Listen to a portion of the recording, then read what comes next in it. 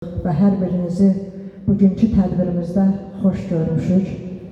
Bilirsiniz ki, ömrü bir dağa bənzətsək, ətəyindən baxanda dağın yuxarısı çox yüksək görünür. İnsan ömrü də belədir.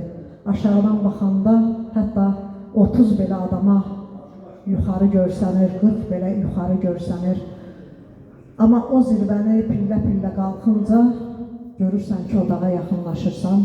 Mən elə bilirəm ki, 65 də ömrün o dağa qalxan zirvəsinin yarı yoludur.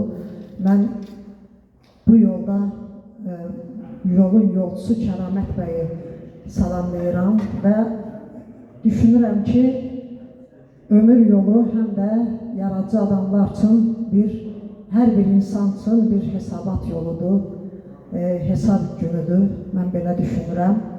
Və bugün Kəramət hesab stolunda əyləşib və mən elə bilirəm ki, oxucuları tərəfindən söz divanına çəkiləcək, sual divanına çəkiləcək və Kəramət 65 illik ömründə nə işlər görüb, necə yaşayıb, mən elə bilirəm ki, biz onları Kəraməti tanıyanların, onun qələminə bələd olanların dilindən dinləyəcəyik, eşidəcəyik.